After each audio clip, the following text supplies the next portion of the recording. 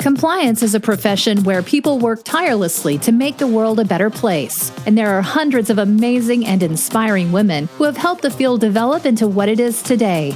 Great Women in Compliance is part of the Compliance Podcast Network, so join Mary, Shirley, and Lisa Fine as they talk with women in compliance who are making a difference.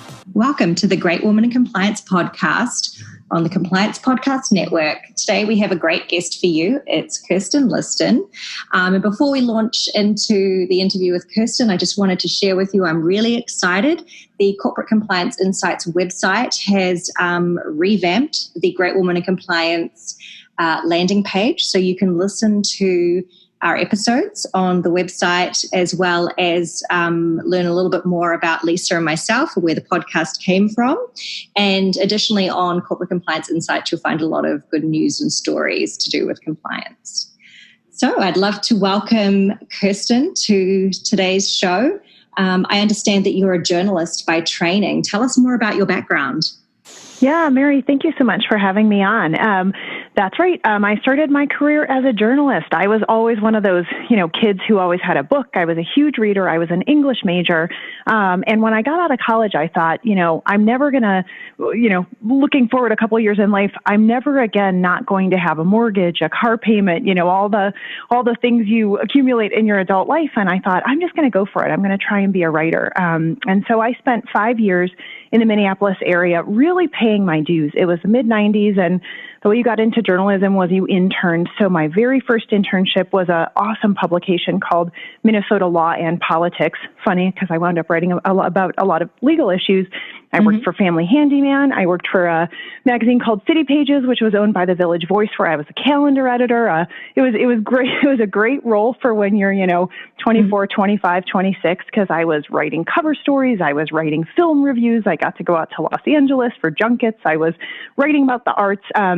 But ultimately, the paper wasn't really a fit for me. I kind of looked around, and there were so many talented people, but kind of the lifestyle and what they cared about, it wasn't a match for me. I wasn't ever going to become kind of a great champion journalist. So I started networking, and a friend of mine from college had gotten a job in Boston with this little company that was, trying to take the world by storm by putting compliance training online. And they liked the fact that I had a legal writing background.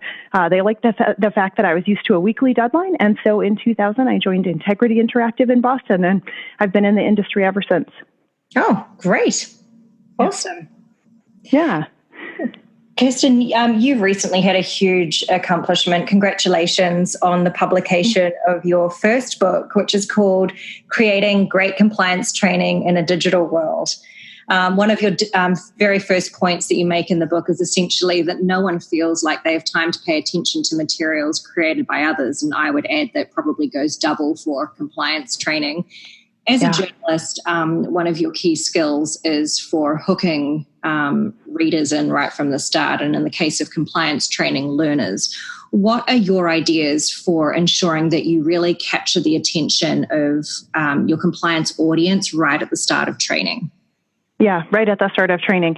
Yeah, so at this point, I've been creating compliance training in some form or another for about 19 years. And so hundreds of times in my career now, I've sat down with a group of people who are getting ready to create some training, either customize it or create it from scratch, and kind of start with, and what I notice about compliance lawyers and compliance professionals is they always want to start with, what do we have to tell people, right? And there's a reason for that. It's because there's so much content to convey in compliance, and I know we're going to be talking a little bit about how to make compliance training compelling, but getting across the substance of compliance can be at odds a little bit with kind of, the practice of taglines and making it short and sweet and compelling. But so anyway, as a compliance attorney, people are always thinking about, gosh, I know so much about antitrust, or I know so much about bribery, and I just want to tell people. And that's an important part of it. But one of the things that I say in the book, and one of the things I've observed in practice, is it's actually important to kind of step back and go a couple paces before that and start with your audience. Start with, who am I trying to reach? What do they care about? What do they care about related to this topic? Have they heard about it before? Have they heard about it so much that they're sick of it? Is this new information for them? And then really try to dig into, why would someone find this interesting? And it's a funny question to ask yourself, because at a first glance you would say, Why would someone find antitrust training interesting? Who would, right? That's kind of who on their own would seek this out? Well, at a dry legal level, probably nobody. But when you go one level deeper, antitrust issues, compliance issues, bribery issues, they're all human issues. They're all humans making choices. And they're humans in real life situations who are, they usually have a goal. They're weighing the pros and cons of things. These things really matter, but usually not at the level that you're sitting down in a room and saying, what should we put in the antitrust training? So my biggest piece of advice is to really get to who are you talking to? What matters to them? What moves them? And what about this topic in particular should resonate with them? Where is there useful advice? Where is there surprising information? Where is there something that's even going to, make them feel something emotionally? And then start there. Start with your audience. Don't start with what you want to tell. Great tip. And Kirsten, I think I might, if I may, leverage off some of your skills and see if I can get some further tips on how to be a better writer. One of the biggest crimes against writing that I indulge in, and I'm self-aware about it, is run-on sentences. And I kind of write how I speak. So I'm an okay public speaker, but only really an adequate writer, because public speaking, the way I speak, is okay. But when you try and put that on paper, it isn't great.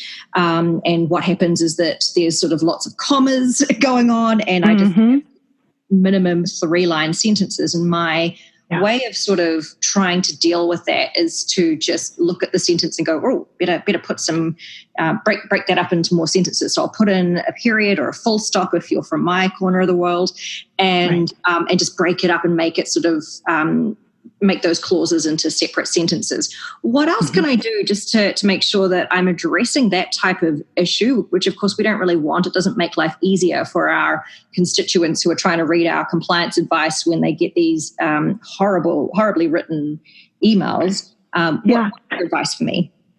Yeah, absolutely. Well, I'll say what you're describing, and I find this with so many compliance practitioners, we almost have the drawback of being able to hold so much information in our head that what seems like a simple point to us is almost, is often 3 sentences long, right? And so how do you take the stuff that to us seems like, well, I have to tell them this, I have to tell them this, I have to tell them this, and before you know it, it's 750 words, right? And 3-4 line sentences, that kind of thing. What I would say is go ahead and write it out the way that you would write first, because that's what makes sense to you and it gets it out of your head, but then don't stop there. Take a look at it on paper. And there's this great website called Copyblogger where they talk about most people today on the web don't really read, they scan. And so there are great posts on Copyblogger, and they're easy to find just by, kind of searching on keywords that you would look for. I think it's like 8 ways to make more compelling content or something like this. But, write it out first and then start looking at, could I put in any subheads? Sometimes in email, because like you, I can do a big brain dump. Sometimes I'll go back over my emails and put in subheads that are bolded, right? So could I put in subheads to kind of break this up so someone can find their way? Can I change my paragraph into bullets? If I were rewriting this into bullets, what would it look like? Can I change anything into a bulleted list? Is there any place where I can introduce a line break? And then also the way that, the modern web writes today, it's very short paragraphs because, again, they've done these studies, and on the web, and I think increasingly in magazines and any kind of printed material, people skim rather than read. And so give them anchors to skim to. Like I said, put in subtitles, put in bulleted lists, and then see if you can make your paragraphs like 1 sentence or 2 sentences long. And sometimes just the exact same words you wrote, but introducing more breaks and headings and white space helps people navigate it a little bit better. Okay, that's awesome. That's a really great starting point, and I'll certainly look into that further. And it most definitely adds to my arsenal of one technique of just slapping in full stops here and there. Yeah. So. Right, which is a good technique, and then there's more to do for variation. Thank you for that. And Kirsten, for our listeners who have heard many of our episodes, you might be curious as to why we're doing training again today when not so long ago we touched on the subject with Courtney Sander in a previous post, but in that one we focus more on current trends and operationalizing training. And today Kirsten and I are going to take a deeper dive into some of the long-held beliefs that some in the field are clutching onto, which is kind of similar to how I felt, actually, like to be completely open, how I do still feel about BlackBerry devices, and holding on to this analogy. I believe that the old ways of training will eventually be phased out, much like my beloved BlackBerry phones of the past. And I think some of your philosophies on what makes effective compliance training make excellent arguments for practitioners dealing with peers and supervisors who subscribe to the traditional approach to training. This is what I consider to be an effective approach. So let's work through some of the elements of the traditional requirements of training that you've covered in your book and why they won't lead compliance officers on a path to success. Right. Yeah, sounds great. Yep. So let's talk about legalese-driven language being the only way to go, making materials that appear to have been written by lawyers for lawyers, probably lots of run-on sentences if I've had anything to do with it. Because after all, compliance is a serious topic, right? So Kirsten, I'd love to hear your thoughts about very formal drafting of compliance training. Yeah, absolutely. I'll say formal legalese drafting is kind of the comfort zone for lawyers, right? There's that old saying, nobody ever got fired for hiring IBM. And like, if you put in literally everything and the kitchen sink, who can say that you did a bad job, right? Like, look, it's all there. I thought of every caveat. And lawyers are really trained in that mindset, and especially in contracts, you want that. You want a lawyer to try and look down the road and think about everything that could happen and have it all there in black and white and in writing. And as a lawyer, I think, or as compliance practitioners, people feel a sense of comfort with everything that's in there. The only problem with that is most normal humans don't want to go anywhere near that kind of language, right? And where I think you and I have been talking about here, our kind of common sense and intuition is saying this really isn't the best way to reach people. And as a profession, I think we've been helped in that by some of the Department of Justice guidance that has come out that is really making clear, it's not about just proving on paper that you did that, which is what a contract is. It's proving on paper that you agreed to something, right? But it's not about proving on paper anymore that you did it. It's finding ways to demonstrate you really reached your audience. And I don't think there's anybody out there who could give somebody this super formal, super legalistic document and then give some kind of employee engagement survey and come out with high marks, that really got them, that really stuck with them. And that's the issue our compliance profession is grappling with. If super legal language is no longer kind of the safe zone, what is, and where do we go from here? Yeah, absolutely. I'm very much with you on that. And a way that I have tried to address this is, I think Matt used the term for your writing of staccato styles, which is kind of those, nice and quick and sort of almost dancing along the page types of sentences. Keeping your sentences brief and concise. And I think certainly if you have run-on sentence issues, but just keeping in mind that what you're going for really is a sentence of less than 10 words a lot of the time. I find that helpful. And what I find helpful is thinking about speaking in a conversational tone, right? Because I naturally write how I speak. So I'll start off compliance training with things like, right, so where do we begin? And on a PowerPoint slide, because it's just, I think, less threatening and less intimidating than if you start out with, a few Latin terms thrown in for good measure and referencing a legal textbook. Yeah. What I love about what you just said is that's how a human would talk. And quite frankly, we respond to more human-sounding language. We respond when it sounds like there's somebody talking to us versus when it's this kind of like faceless, contract language edict that's coming down or whatever. So I bet people respond really well when you say that, like, right, so where should we begin? That's, it's the way a human would say it. Yep. And then my second element that I wanted to chat with you about is, so in order to be sufficiently comprehensive and really teach the learner everything they need to know, compliance training should be at least an hour long to view or read. Yeah. Kirsten, is this a myth you want to debunk or a statement you would espouse? Yeah. Well, you can probably guess where I fall, but I would say I'd like to debunk it. But what's funny is a lot of the same companies, and again, we're talking about staying in a comfort zone, right? If you've given somebody an hour-long, really detailed antitrust course, you can feel safe. Like I've prepared them. It was all in there. If they didn't get it, it's their fault, right? But what's funny is, I've made antitrust courses for big brands, let's say, big consumer brands everybody's heard of, right? They advertise at the Super Bowl. You see their commercials on American Idol. And what's so funny is when it comes to advertising their own product, those same brands take a different approach. If you take, for instance, like a soft drink, right? A soft drink maker like Coca-Cola or Pepsi, they don't run a 1 hour commercial in January every year where they spend an hour telling you why their soft drink is so important and why it's better than the others, and then never get back to you again. The way that they build their brand is through short, interesting, compelling, sometimes it's cute, like the polar bear. Sometimes it's funny. Sometimes it's cheeky, but it's all really designed for kind of maximum audience engagement.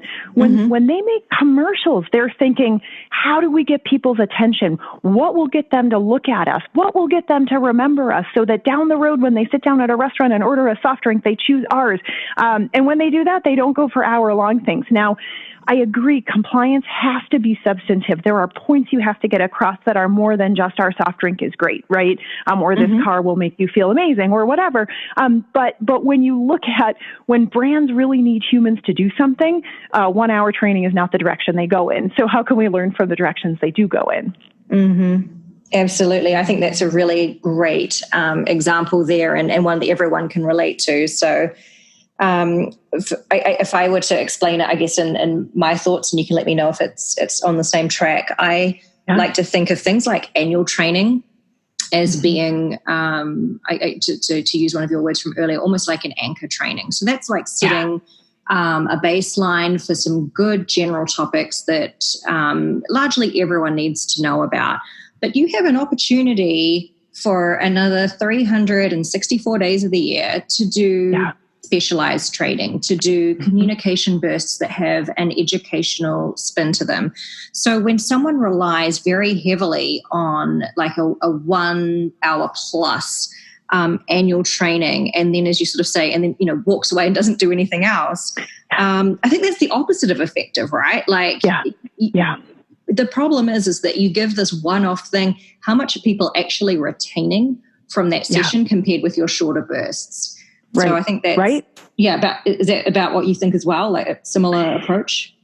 Yeah. And, one of the big influences in my thinking here is that in the summer of 2015, I got involved with one of our first customers was actually not a company who wanted to do compliance training, but a company that was establishing itself to do cybersecurity training. So they hired us to kind of design their product strategy. And when you look at the government's guidance on what makes for good cybersecurity training, which was published way back in 2003, they kind of, right? Yeah, it's the NIST guidance, and then there was updated guidance. I forget now the date that it was updated, maybe I think around 2015, but it pointed back to the 2003 guidance for training, and it basically grouped things into 3 buckets. And they kind of said there's a small group of people who are going to need in-depth skills training, and those are your IT people, or within a company, that's your antitrust professionals or your compliance professionals. They need a deep level of knowledge, and they said everybody else needs basic literacy, and then they need awareness. And so when you think about your annual training,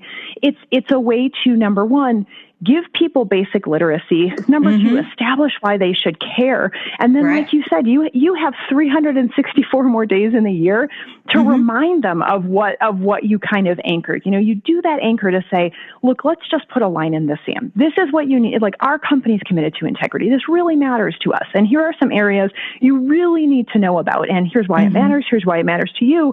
And then, you have the rest of the year to remind them or build on that or refer back to that. I'm I agree with that way of thinking about it. Great. And then my third and final statement for you to consider. Annual compliance training needs to cover every single risk area under the sun every year. Otherwise, we're leaving ourselves open to scrutiny from regulators. Yay or nay, Kirsten?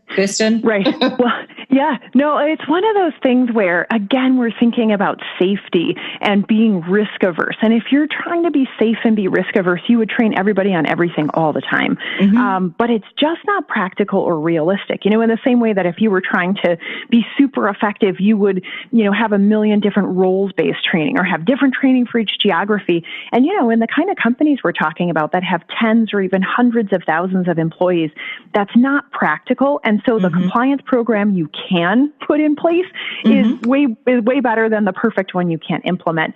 And from everything I've read, I mean, listen, it's regulators have discretion, prosecutors and judges have discretion, so you can never say for sure this is the right way to do it and you'll always be safe. But my understanding of good compliance practice is that if you have kind of sincerely and genuinely work through all the steps, right? You've done a risk assessment. You've put a good code in place. You have your policies and procedures. You've done training and awareness. You monitor for stuff. There's a place to report. You respond to reports. And then you look at how effective everything was, look at improving effectiveness and do it all over again. As long as you have that in place, my understanding is, if let's say, on your risk assessment, number 15 was insider trading, and then you have a massive insider trading problem. It seems to me that you can very credibly say, like, look, we're not psychic. We can't foresee everything. But this was how we thought about things. This was our framework. This was our structure. We had a good faith attempt to look into our risks. Here's why we believe that was right. Here's why we've addressed what we did. You can never say for sure that's a get out of jail free ticket, but it certainly is a very credible argument. I think so. And okay, obviously I am not a regulator nor authorized to speak on behalf of one, but the kind of observation that I've made over the last several years looking at particular in FCPA cases is that whenever a company, including their compliance function, has made a rational decision that made sense in the circumstances, they can point to their rationale for doing so. They've never gotten into trouble for that. It always seems to be companies get into trouble for realistically what feels like pretty neglectful or egregious compliance issues. And of course, that could change in the future. And I'm obviously not a governmental authority to rely on, but it has been my observation. Yeah. Good. I'm glad it aligns because, honestly, we can never cancel out risk 100%, right? We're in the risk mitigation business. And so you and I are both saying this seems a reasonable way to mitigate the risk. Yeah. Absolutely. Yeah. Excellent. And then now I'm going to play devil's advocate and say, well, that sounds all well and good, but what about defensibility? How do we find the right balance between teaching enough so that people are understanding the risks they encounter and how they should approach their daily work to mitigate those risks versus droning on with excessive content that's not being absorbed or retained? Right. Because one can imagine the compliance industry going in a direction where we're like, it's all about short training. It's all about headlines. It's all about whatever. And one could imagine a company does that and genuinely does not educate their people, right? It's too high level. It's too light touch. It's too everything else. As a side note, I've seen that tendency in the world of codes of conduct, right? Codes went from 3-page documents to 70-page documents to now often something that feels more like a marketing brochure. But more than once I've talked to a client or a prospective client who said, hey, we're thinking about making like a 3-page code. And to me, I say, I think that's too light. In the same way that with like safety training, there's a floor. You don't just give someone a hard hat and some principles like, hey, be careful in there. Stay away from dangerous objects. You do have to give some people a minimum of guidance. And so I think there's kind of a common sense test to say, am I really giving people the tools they need to do their job? Number one, not just reacting out of people being sick of hearing from me, which can happen, But then also I think that the real the real answer to this is measurement. Wei Chen and Eugene Soltis wrote a great article in the Harvard Business Review that I still refer back to all the time. I'm sure most people who are listening to this podcast have heard of it. But, they make the point that there's a lot of unnecessary stuff that goes on in compliance programs just because people are worried about defensibility, just because they like to be able to point to a big pile of stuff and say, we did all this. Surely we must have done a good job. And they make the point that not all of that stuff is working, but the only way to find out is to measure. And I honestly think this is something that our profession is grappling with. So how do you measure, right? How do you measure people's knowledge? How do you measure their attitudes? How do you measure their behavior? And how do you see if this stuff is working? So as kind of the industry shifts to a new way of communicating, it has to go along with measurement and analytics. And so, Kirsten, you've got pretty good benchmarking oversight, given that you're in a consultancy type role. What are some of the, I don't want to use the word trending because it really shouldn't be about what's sort of popular right now, but you know what I'm asking is, I guess, what's kind of cutting edge right now for measurement? What are you seeing companies implement as their metric for learning whether or not their training is being absorbed, retained at a certain point of time further down the track, and what their gaps might be? Totally. I'll say and it's going to be a funny kind of counterintuitive answer because people hear the words analytics or measurement and they think about big schemes, but then they kind of get stuck because we don't have big data in compliance, or at least we haven't really discovered the big data. And so in a really kind of counterintuitive way, the most cutting edge clients that I work with, or companies, sometimes they're not clients, but I try to talk to a lot of them. But the most cutting edge people are the ones who are just measuring with whatever tools they have. And it can be as simple as just include a survey at the end of the course. Or Art Weiss, many years ago in my compliance academy, talked about every year they would give people a test a month before they did their annual training so they could see what they remembered from a month ago. It's so simple, but what a good measurement, And so the most cutting... The majority of people, I think, are still trying to wrap their head around what does it mean to measure this? And it is a really big question, but the cutting edge ones are just saying, we're just going to use SurveyMonkey and survey a bunch of managers and see what they think, or if we wonder about sales risk, we're just going to ask them. I worked with Joe Murphy very early in my career, and he would say, it's amazing what employees will tell you if you just ask. And it's funny, I was reminded of this. There was this great article in the Harvard Business Review about Facebook trying to decide how long, like what kind of employee turnover they should plan for, right? They're kind of doing retention planning. And so they hired this company and they did this multi-year big data study. And also at the same time, they just sent out a survey and asked people, how long do you think you'll be at Facebook? And the survey was more right on than the big multi-year, multi-$100,000 engagement. So it's a long way of saying we're in the beginning of wrapping our heads around this. And I think over time, as we master it and there are more use cases, we'll become more and more sophisticated. But honestly, the answer is just to start with the tools you have available to you and try to answer the questions you already know that you have. And when you do that, you'll kind of be in the cutting edge of companies right now in the analytics and measurement area. Oh, that's super. And it does remind me of something I've written about recently, which is deploying your compliance week as a way to do gap analysis. So similarly, what I recommend companies can do is to take your annual training content and then when it comes to compliance week and you're doing activities, maybe you're making a Jeopardy game, maybe you're asking people quiz questions before they're given some kind of a ticket or an ability to play a game. And then you can find out whether that information 6 months down the track has held or whether it hasn't. And then, as you say, sometimes just asking. So we've put up as part of Compliance Week as well, like a feedback board, and it'll ask questions like, how can we help you better in the compliance department? If you were doing something specific about training, your board could be, what topics do you want more training on? And as you say, it's, and I think this has been a theme of this podcast as well in terms of looking out for opportunities for yourselves. We've heard that from my boss, Lisa Estrada, in a previous episode. If you want something, go out there, look for it, ask for it.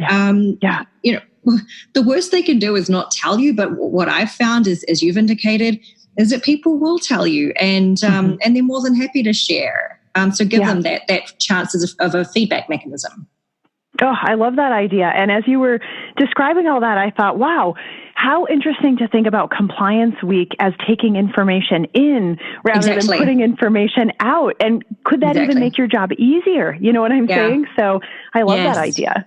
Awesome. I'm pleased that you do. And we found it great. So basically, it's a two-way street. One is the ability to impart information in sort of a more relaxed, casual environment where, of course, you're getting the other benefits of the outreach and advocacy and awareness that Compliance Week brings. But you're also getting something back in return and using it as a feedback mechanism for the compliance function. And people aren't feeling as kind of antsy about it as they would when they're put on the spot, I guess is about how I describe it. When, you're filling in an engagement survey or you're filling in a compliance feedback form. I mean, this is a much lighter, sort of freer environment, and people aren't sitting there feeling scrutinized. And I feel like that means that they're in a better position to feel like they're going to be more free and frank with you, right? Because they know that you're not sitting there judging them or marking them down on an exam. Like you're out there playing games in that context. So I really recommend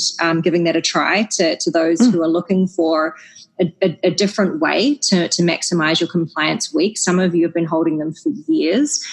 They're relatively new for me. And so I'm still thinking about ways in which I can mix them up and things. But I hope that perspective of using it almost as a two-way street conversation piece might be a good novel idea for some who are in a bit of a rut. I love that. And what a great way to build trust with your audience and show that you care, right? Thank you. About what they get out of your compliance program. I love it. Awesome. Thanks, Kirsten. Well, thinking about your career now, I'm interested to get some thoughts from you about something that I think a lot of people wonder about, and particularly women. And I know that when you were at another stage of your career, you were very critically thinking about what are the types of things that could be holding you back? How do people respond to you? And how could you be better gaining credibility and gravitas with your key stakeholders? And my understanding is that you struck upon the possibility of being too nice. And for me, there's no such thing as too nice. But I sometimes can see how that being someone's greatest strength could in fact also be perceived as their greatest weakness. What do you think about that assessment of yourself, and how did you move beyond thinking in that way to ensure that you improved how you're perceived by others as you tried to address your own feedback on yourself, that self-awareness?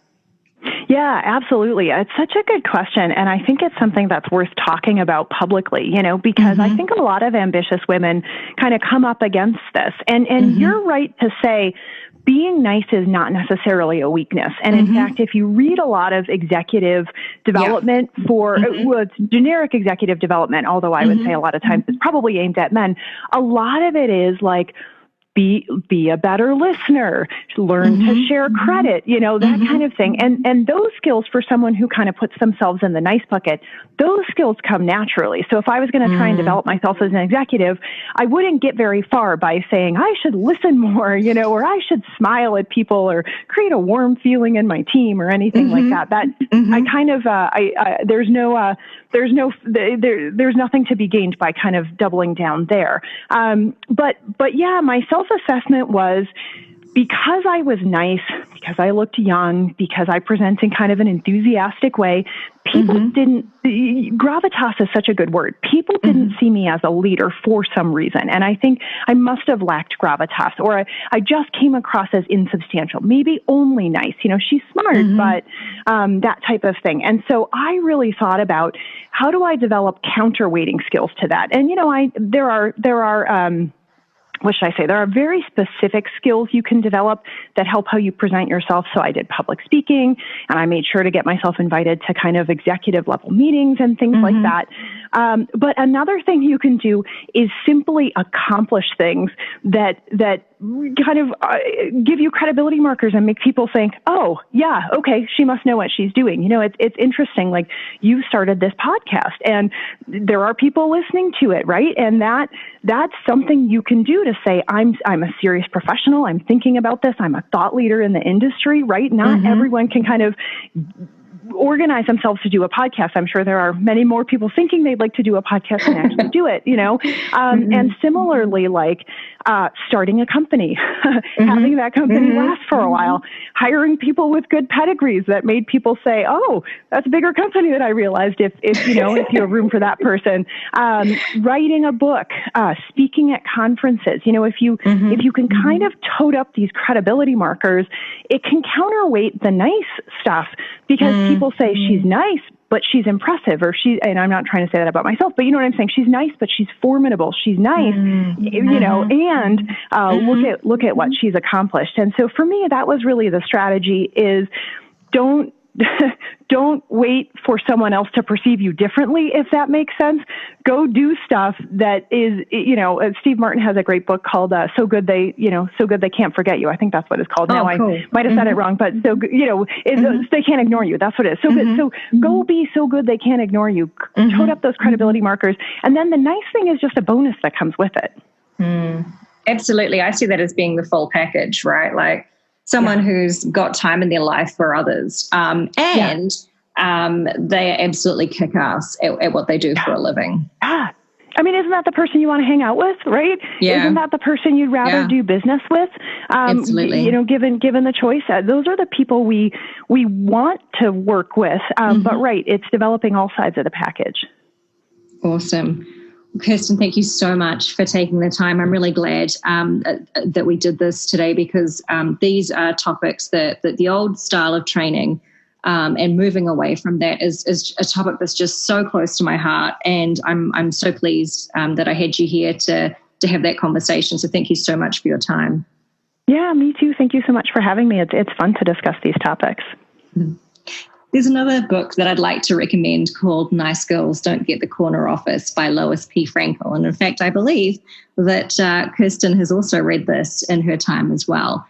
And it's particularly useful for those who are relatively fresh in their careers, which is the time at which I read it, as a good guidebook for gaining gravitas and establishing credibility. And, just as a warning, obviously, Kirsten and I have talked about really valuing actually being a nice person as being a real positive. And what turned me off when I first heard about this book many years ago was, well, hang on a second, what are they saying? Nice girls don't get the corner office. I want to be successful, but not if I have to compromise who I am and not at the expense of others. So if that's what it turns out this book is about, then I don't really want to hear it. But I opened the book anyway, and it transpired that the emphasis was not on nice, it was on girls. And the point there is that in the office, we want to come across as women. We want to come across as credible, reliable, capable and competent leaders. So if you haven't read that book, it's an oldie but a goodie. And I certainly recommend it, especially for our less experienced folks out there who are really interested in getting a heads up in the office. Thanks everyone for your time and have a great rest of your week ahead. Thanks for joining us for this episode of Great Women in Compliance. We hope you'll join us in honoring the great women in the compliance field by subscribing to this podcast and leaving a review.